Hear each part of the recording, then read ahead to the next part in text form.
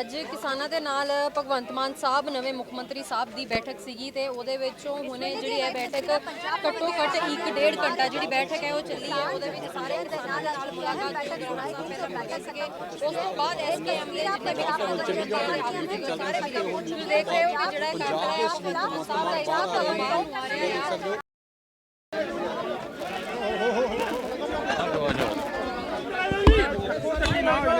आराम नाल करो गल यार। देखो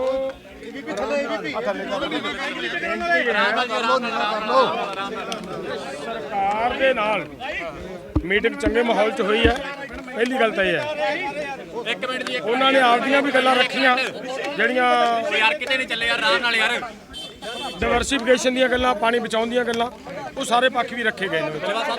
ਲੇਕਿਨ ਸਭ ਤੋਂ ਵੱਡੀ ਗੱਲ ਇਹ ਹੈ ਕਿ ਉਹਨਾਂ ਨੇ ਇਹ ਕਹਿ ਦਿੱਤਾ ਕਿ ਜਿਹੜਾ ਅਸੀਂ ਮੰਗ ਪੱਤਰ ਦੇ ਕੇ ਜਿਹੜਾ ਸਾਡੇ ਨਾਲ ਰਿਲੇਟਡ ਸੀ ਜਿਹੜਾ ਅਸੀਂ ਦੇਣਾ ਚਾਹੁੰਦੇ ਸੀ ਉਹਦੇ ਤੋਂ ਸਭ ਤੋਂ ਇੰਪੋਰਟੈਂਟ ਸੀਗਾ ਕਿ ਕਿਸਾਨਾਂ ਨੂੰ ਘੱਟੋ ਘੱਟ ਬੋਨਸ ਜ਼ਰੂਰ ਅਨਾਉਂਸਮੈਂਟ ਕਰੇ ਸਰਕਾਰ। ਔਰ ਉਹ ਲਗਭਗ ਉਹਨਾਂ ਨੇ ਇਹਨਾਂ ਕਹਿਤਾ ਕਿ ਬੋਨਸ ਜ਼ਰੂਰ ਦੇਵਾਂਗੇ ਲੇਕਿਨ ਕਿੰਨਾ ਦੇਣਾ ਹੈ ਇਹਦੇ ਤੇ ਅਸੀਂ ਮਤਲਬ ਮੈਂ ਆਪਦੇ ਸਾਰੇ ਅਧਿਕਾਰੀਆਂ ਨਾਲ ਸਾਰੇ ਮਿਨਿਸਟਰਾਂ ਨਾਲ ਬੈਠ ਕੇ ਕਿੰਨਾ ਲੋਕਾਂ ਦਾ ਨੁਕਸਾਨ ਹੋਇਆ ਉਹ ਤੇ ਡਿਸਕਸ ਕਰਨੀ ਹੈ।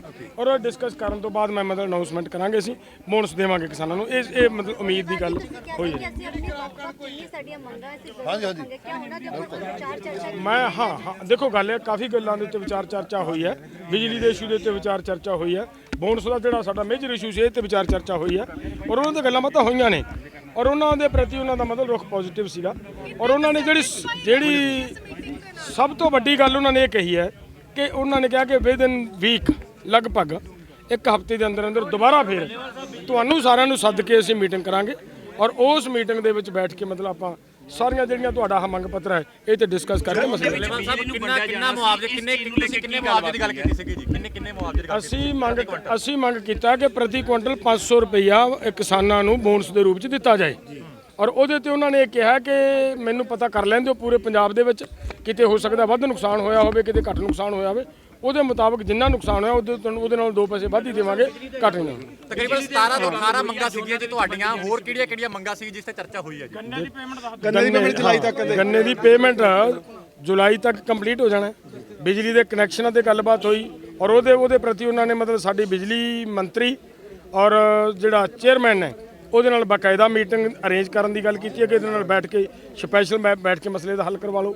ਔਰ ਸੈਕੰਡ ਜਿਹੜੀ ਮੈਂ ਸਭ ਤੋਂ ਫਿਰ ਉਹੀ ਗੱਲ ਕਰਦਾ ਕਿ ਜਿੰਨੀਆਂ ਵੀ ਮੰਗਾਂ ਸਾਡੀਆਂ ਅਸੀਂ ਰੱਖੀਆਂ ਗਈਆਂ ਨੇ ਟੋਟਲ ਮੰਗਾਂ ਦੇ ਉੱਤੇ ਬਹੁਤ ਵਧੀਆ ਲੇਕਿਨ ਜਿਹੜੀ ਵੱਡੀ ਗੱਲ ਹੋਈ ਹੈ ਉਹ ਇਹ ਹੋਈ ਹੈ ਕਿ ਉਹਨਾਂ ਨੇ ਸਾਨੂੰ ਕਿਹਾ ਕਿ ਵਿਦਨ ਵੀਕ ਦੁਬਾਰਾ ਮੀਟਿੰਗ ਕਰਾਂਗੇ ਜਿਹਦੇ ਵਿੱਚ ਅਸੀਂ ਸਾਰੇ ਹੀ ਤੁਹਾਡੇ ਜਿਹੜੇ ਮਸਲੇ ਹੈ ਜਿਸ ਤਰੀਕੇ ਨਾਲ ਵੀ ਹੱਲ ਹੁੰਦੇ ਸਾਰੇ ਬੈਠ ਕੇ ਹੱਲ ਕਰਾਂਗੇ। ਧੰਨਵਾਦ ਸਾਹਿਬ ਨਰਮੇ ਦੀ ਬਜਾਈ ਸ਼ੁਰੂ ਹੋਣ ਵਾਲੀ ਹੈ ਬਾਕੀ ਹੋਰ ਜਿਹੜੀਆਂ ਰਵਾਇਤੀ ਫਸਲਾਂ ਤੋਂ ਬਾਹਰਲੀਆਂ ਜਿਹੜੀਆਂ ਫਸਲਾਂ ਨੇ ਉਸ ਤੇ ਐਮਐਸਪੀ ਦੀ ਕੋਈ ਗੱਲ ਹੋਈ ਹੈ ਜੀ? ਨਹੀਂ ਜਿਹੜੀ ਇਹ ਸਭ ਤੋਂ ਵੱਡੀ ਗੱਲ ਹੈ ਨਰਮੇ ਦੀ ਬਜਾਈ ਹੈ ਜਿਹੜੀ ਉਹਦੇ ਲਈ ਬਿਜਲੀ ਚਾਹੀਦੀ ਹੈ।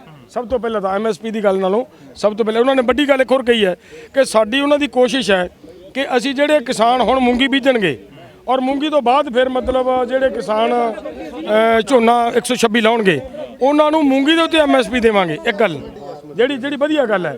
ਇਹ ਦੂਜੀ ਗੱਲ ਉਹਨਾਂ ਨੇ ਕਿਹਾ ਕਿ ਮੱਕੀ ਦੇ ਉੱਤੇ ਅਸੀਂ ਐਮਐਸਪੀ ਦੇਵਾਂਗੇ।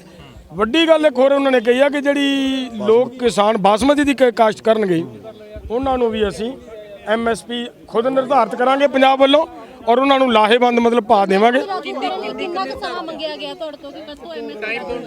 ਨਹੀਂ ਟਾਈਮ ਬਾਉਂਡਿੰਗ ਅਗਲੀਆਂ ਮੀਟਿੰਗਾਂ ਹੋਣਗੀਆਂ ਔਰ ਉਹਨਾਂ ਮੀਟਿੰਗਾਂ ਦੇ ਵਿੱਚ ਸਾਰਾ ਕੁਝ ਮਤਲਬ ਕਲੀਅਰ ਕਰਾਂਗੇ। ਡੱਲੇਵਾਲ ਸਾਹਿਬ ਸਟੋਰੇਜ ਦਾ ਮੁੱਦਾ ਆਉਂਦੇ ਸਮੇਂ 'ਚ ਰਹਿਣ ਵਾਲਾ ਵੱਡਾ ਜੀ ਕਿਉਂਕਿ ਮੀਂਹ ਕਣੀ ਦਾ ਮੌਸਮ ਹੋਏਗਾ। ਪਿਛਲੇ ਸਮੇਂ ਦੇਖਿਆ ਤਰਪਾਲਾਂ ਤੱਕ ਨਹੀਂ ਮਿਲਦੀਆਂ ਕਿਸਾਨਾਂ ਨੂੰ ਇਹਦੇ ਸੰਬੰਧੀ ਕੋਈ ਗੱਲ ਕੀਤੀ ਹੈ ਜੀ?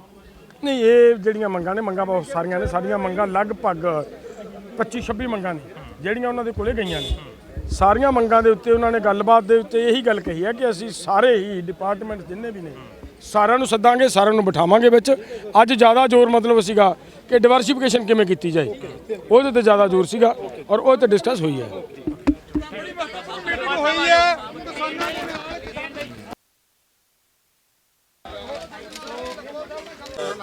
बैठक चली है क्या कुछ बैठक के अंदर बातचीत हुई है भगवंत सीएम के साथ? देखो मेनली यही डिस्कस हुआ है कि आने वाले पैडी सीजन में पानी को बिजली को बचाना है डाइवर्सिफिकेशन करनी है तो सरकार ने कुछ प्रपोजल दी।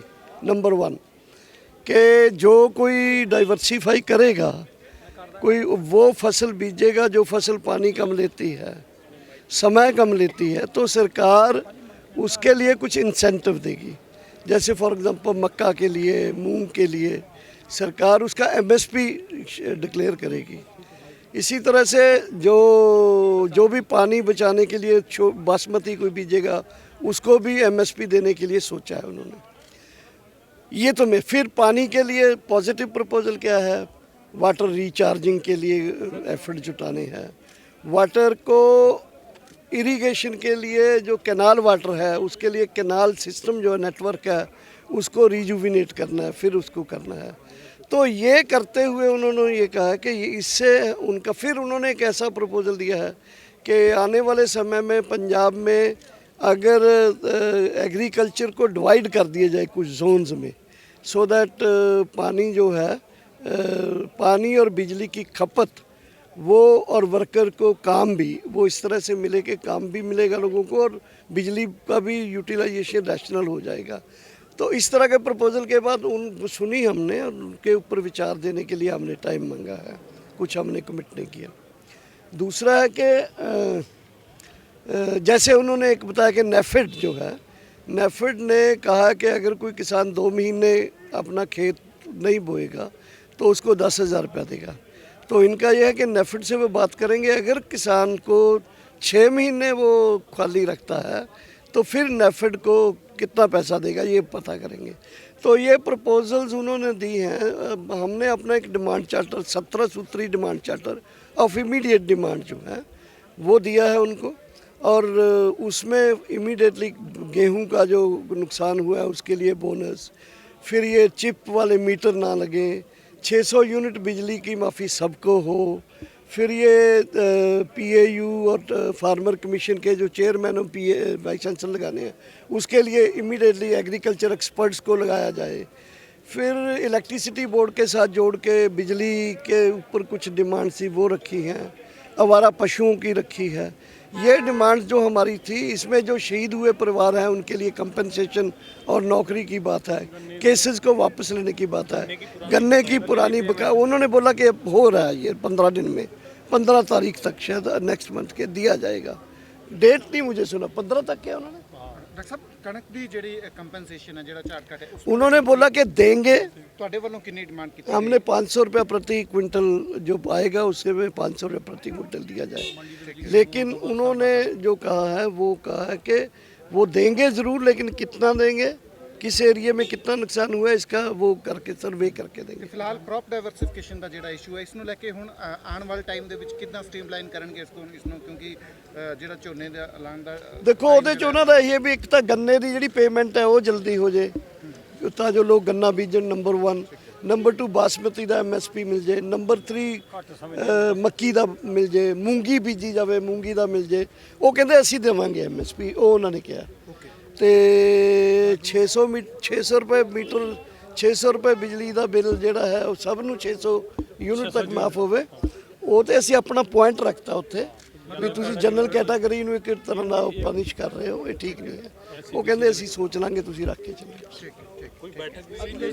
बैठक देंगे। अभी हमने कहा कि बिजली बोर्ड, बिजली मंत्री के साथ और बिजली बोर्ड के CMD के साथ हमारी बैठक रखवाएंगे, सो दैट बिजली बोर्ड की जितनी डिमांड्स है वो रख लेंगे। और नेक्स्ट बैठक उन्होंने कहा कि आप 5 दिन के अंदर अपने ओपिनियन दो। हमारा जो डिमांड चार्टर है उसके लिए उन्होंने बोला नेक्स्ट 10-15 दिन में दोबारा मीटिंग।